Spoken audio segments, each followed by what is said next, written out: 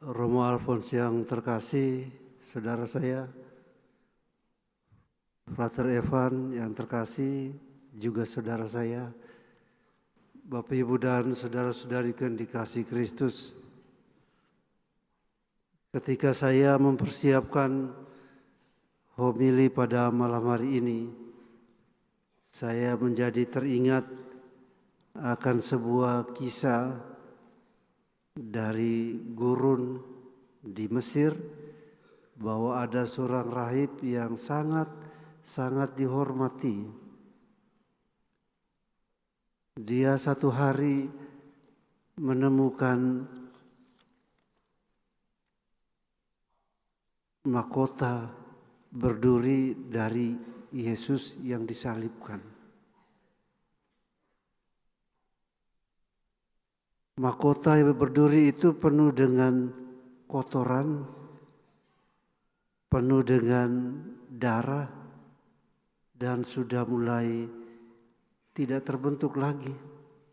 Duri-durinya sudah dimakan usia, sehingga kemudian menjadi sesuatu yang tidak berbentuk sebagai sebuah duri yang tajam.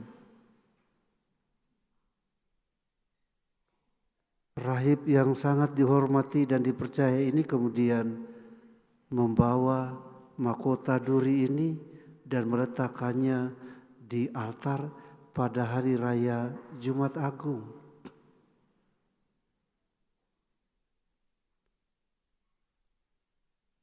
Ketika hari raya Jumat Agung tiba, para rahib yang muda hanya sebentar saja melihat, kemudian mereka pergi. Karena mereka merasa, ngapain sebuah mahkota berduri yang belum tentu ada benarnya,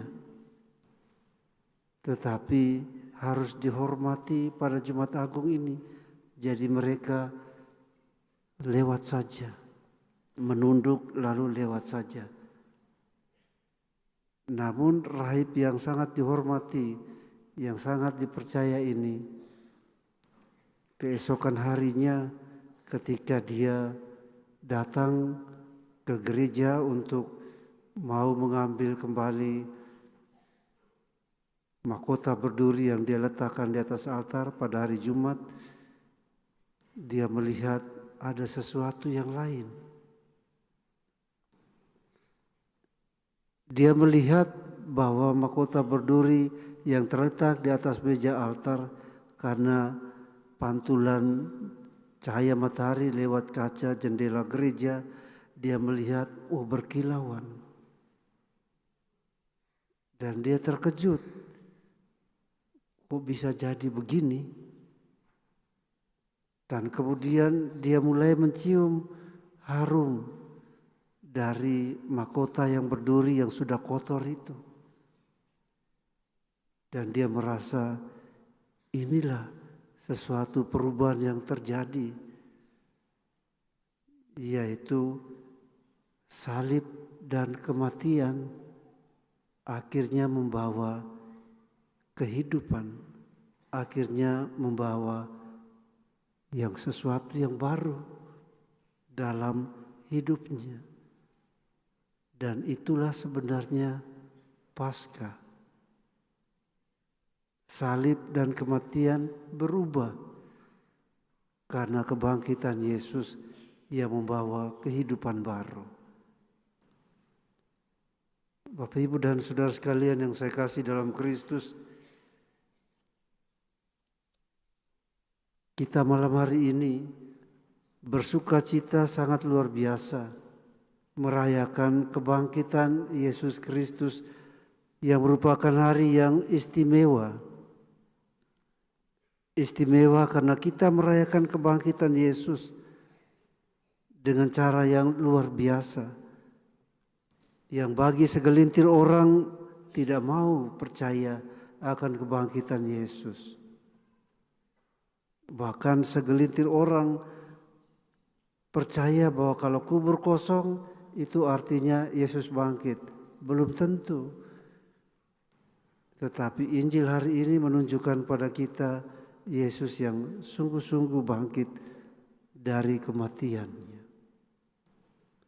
Sebenarnya Bapak Ibu dan saudara sekalian, dalam liturgi malam Paskah yang kita rayakan dengan meriah pada malam hari ini, ada dua simbol, dua lambang yang penuh arti dan penuh makna untuk kita semua. Yang pertama adalah lambang api. Api yang membawa terang. Dan semua orang, semua manusia tahu tentang fungsi terang itu.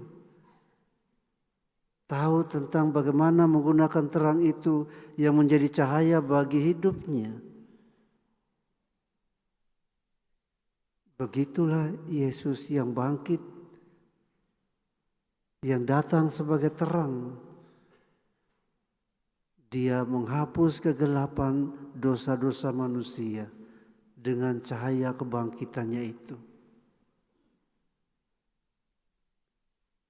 Tadi pada awal perayaan ini kita memberkati api, kemudian dinyalakan pada lilin Paskah ini, dan kita kemudian mengatakan cahaya Kristus. Itu mau menunjukkan pada kita bahwa Kristus yang bangkit lewat cahaya ini menghalau kegelapan dosa manusia sungguh-sungguh. Maka kebangkitan Yesus adalah cahaya yang menerangi kita semua pada malam hari ini. Lambang yang kedua adalah air. Nanti pada upacara selanjutnya lilin ini akan dicelupkan dalam bejana baptis dan kita semua dengan lilin di tangan akan mengucapkan janji baptis kita. Fungsi air kita semua pasti tahu. Tanpa air kita tidak bisa hidup. Namun dalam peristiwa Paskah seperti ini, air melambangkan bahwa kita semua dibaptis menjadi manusia baru. Kita dibersihkan dari dosa-dosa kita. Harusnya begitu.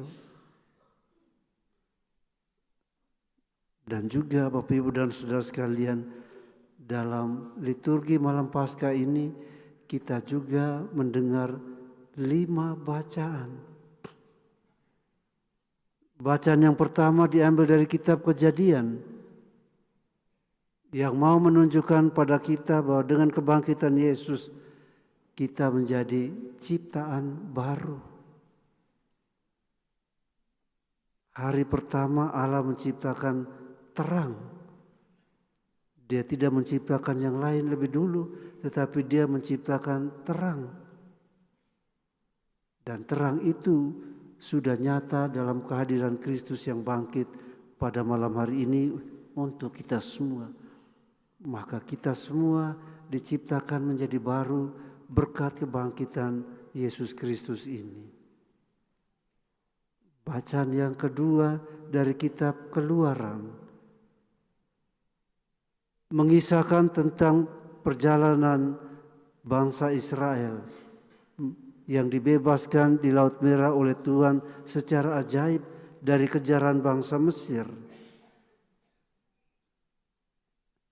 Dengan kebangkitan Yesus ini mau menunjukkan bahwa kita semua dibebaskan dari perbudakan dosa. Kita semua dibebaskan dari pikiran-pikiran kita yang jelek. Dan kita mau menjadi orang yang hidup dalam Tuhan dengan kebangkitan Yesus Kristus ini. Bacaan yang ketiga dari kitab Nabi Yeskiel yang menceritakan bahwa Allah memerciki umatnya untuk apa? Untuk membersihkan mereka dari dosa-dosa mereka.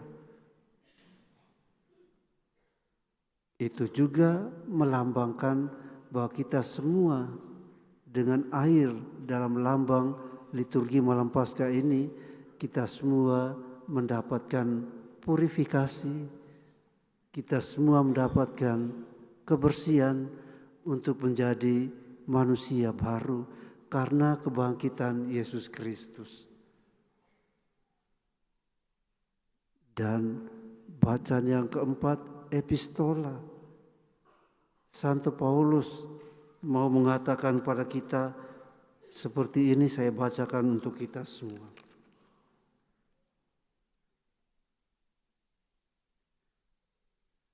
Karena jika kita telah menjadi satu dengan Kristus dalam kematian, maka kita juga akan menjadi satu dengan Dia dalam kebangkitannya. Itu berarti bahwa ketika kita dibaptis, kita ikut dalam wafat dan kebangkitan Kristus. Kita mati bersama Kristus dan bangkit juga bersama Kristus. Dan akhirnya Injil yang mengisahkan tentang kisah kebangkitan Yesus Kristus untuk kita semua. Maka Bapak, Ibu, dan Saudara sekalian, pertanyaannya untuk kita renungkan adalah kata ini, what next? Apa selanjutnya? Apa yang harus kita buat? Kalau kita tetap mempertahankan hidup lama kita sesungguhnya belum bangkit. Kebangkitan Kristus ini harus membuat kita untuk menuju hidup yang baru sebagai makhluk ciptaan baru. Maka Bapak, Ibu, dan Saudara sekalian, kalau kita di paroki Kalideres ini masih hidup dengan cara yang lama, berarti kita sesungguhnya belum merayakan kebangkitan Kristus. Semoga Tuhan memberkati kita semua.